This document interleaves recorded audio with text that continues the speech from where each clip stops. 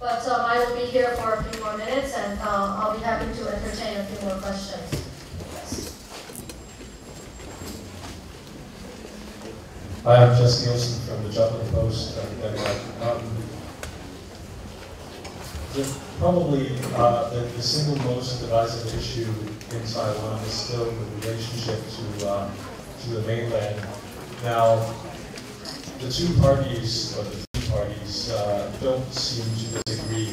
At least there seems to be very little agreement on how to exactly deal with China. Now, could you explain how you intend to forge a coalition when you cannot agree on the single most divisive issue? There have been disagreements over whether or not to accept the idea of one China.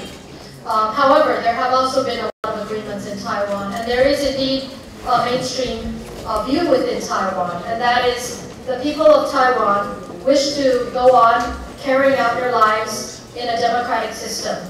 We seek to protect and defend our democracy. We seek to pursue greater international space in a dignified way. We want pragmatic relations with China.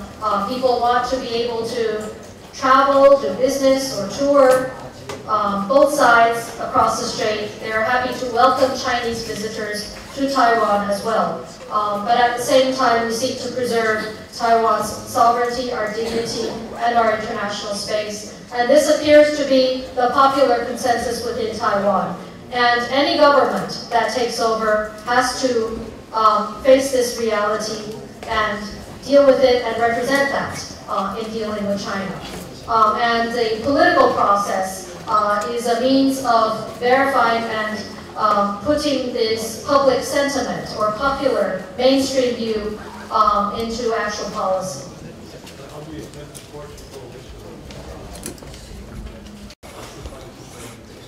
Well, actually, most of the major political parties in Taiwan agree with what I just said.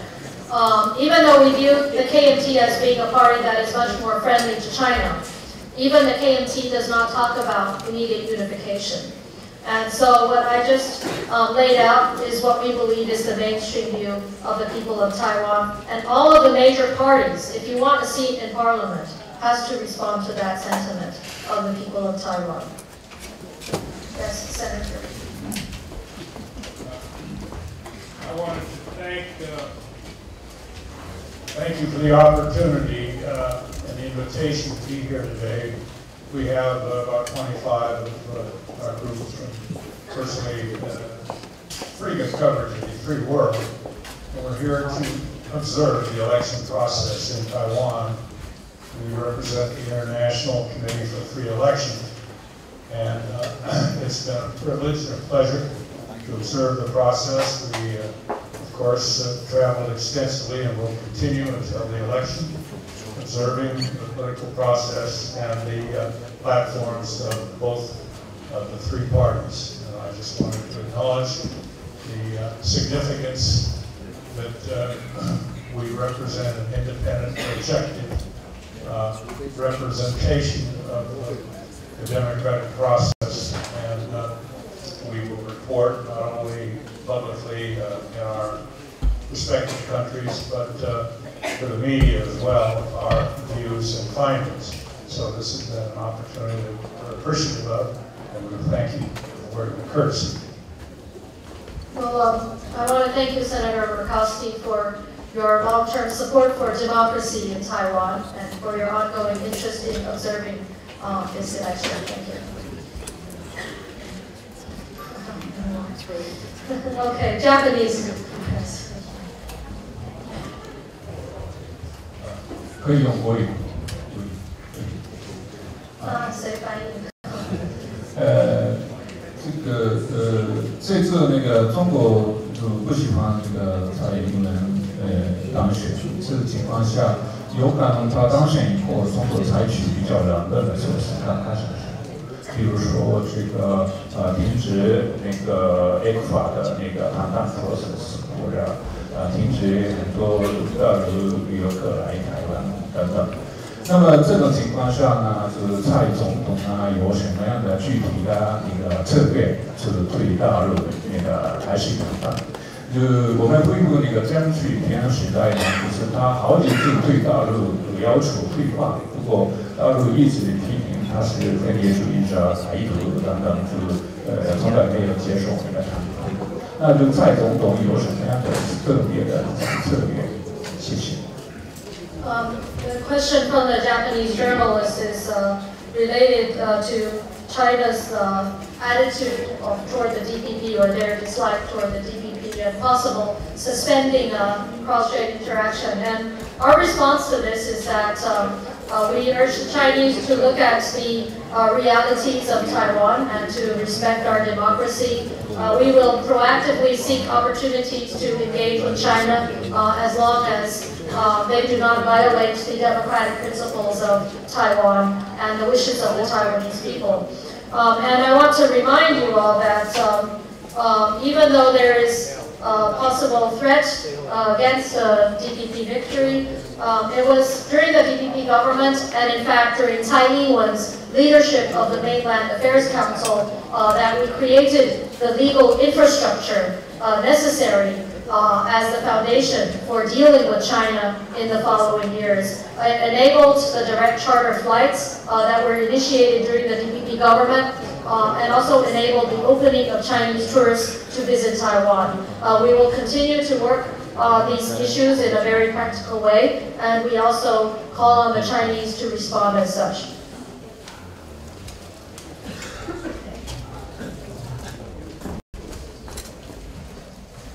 Thanks. Emily Rahola from Time Magazine. You've alluded twice to security issues. If your campaign is successful, would the government continue to buy weaponry, specifically weaponry from the United States? And what would the defense budget look like? Okay. Despite the Ma government's softer political gestures towards China, the Chinese security threat against Taiwan has not eased. In fact, the continuing military deployment or specifically missile deployment against Taiwan has continued to increase. And this we find extremely problematic and a threat to Taiwan's national security.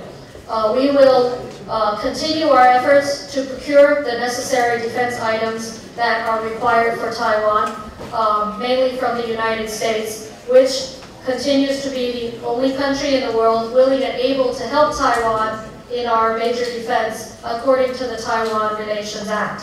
So we will continue to seek the necessary defense item procurement that we will require in the coming years. We will also try to produce the necessary budget to cover the purchases and the procurement packages that are needed in this process.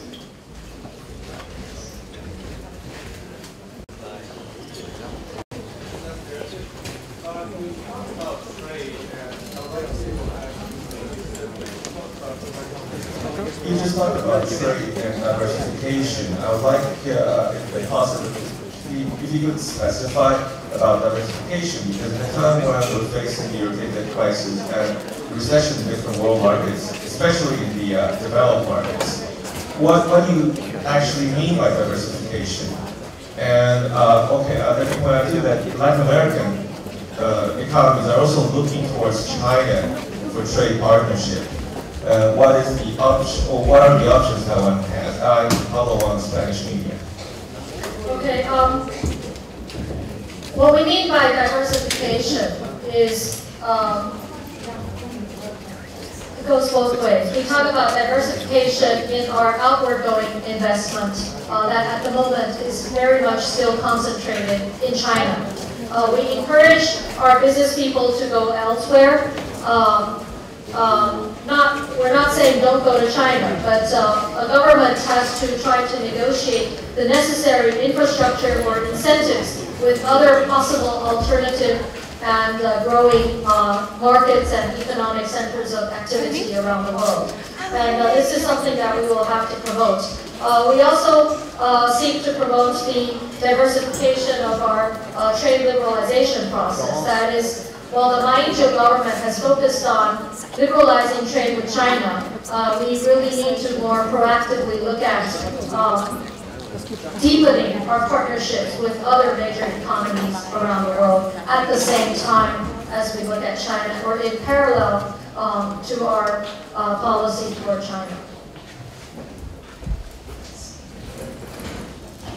你好，我是加拿大城市编辑记者林佩璇，希望等一下请你用中文回答我的问题。因为其实，在这一次整个竞选当中，民进党对中国提出很多的指控，包括在刚刚的 presentation 当中都有一些指控。我们想要知道，在这样子的情况下，如果蔡主席真的执政了，要如何发展两岸关系？谢谢。This is a question. How we are going to develop our China policy, and since I have responded many times already throughout this briefing. And in respect to everyone else who, I said this is an English-based presentation. I'm sorry I can't answer this right now. Maybe we will have a Chinese-speaking spokesperson answer your question afterwards. You mentioned a little bit of David Renzo from you mentioned a little while ago that people were unhappy with the winner-take-all kind of attitude towards politics, and that, in particular, that this was perhaps a result of the KMT winning such a big victory in parliamentary and presidential elections in 2008. Does that mean that perhaps the DPP is not completely happy with the constitutional changes that were made with regard to the legislative elections, which many scholars argue led to perhaps the more majoritarian outcome of the 2008 elections?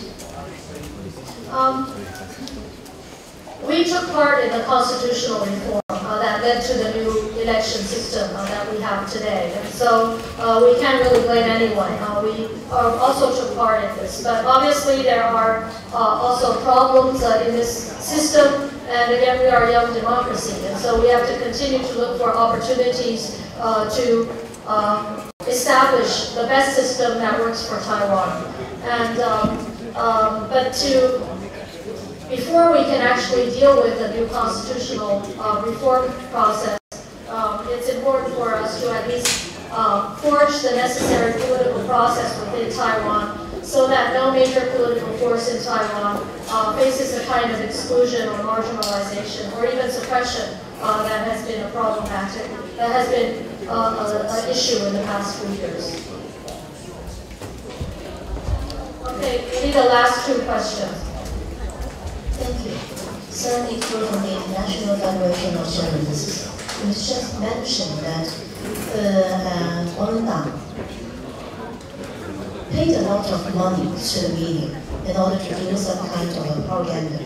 Can you give us the exact numbers that they gave to the media to do that kind of show? And at the same time, how did they do that? Thank you.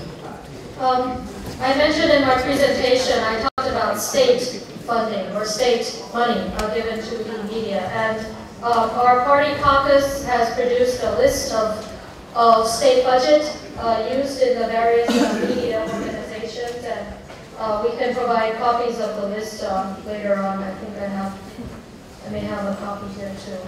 But we do have specific budget amounts allotted by the state to this imaging, and we find this highly inappropriate.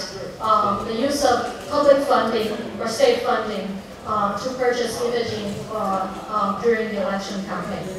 And I just said specifically, it totals to amount, the total amount is approximately 1.6 billion Taiwan dollars.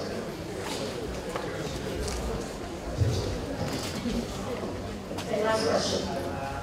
Thanks. Dan Lynch, University of Southern California. You talked about putting forward the concept of peaceful development as a slogan that the DPP might be able to use with China, that China can agree to. And in the past, China has also used this as our slogan. Is that still a line slogan? Is there any preliminary indication that China might respond positively to that kind of support for that slogan? I talked about peaceful development, not necessarily as a slogan, but as a common interest. And it is something that we are willing to work on. It's a common language and a common interest. the idea of 和而不同, or a recognition of existing differences, but a willingness to work on common interests, continues to be the spirit of our China policy. We have not been expecting positive responses prior to the election. All right, thank you everyone for coming again. Thanks for your interest in Taiwan's elections and in Taiwan's democracy.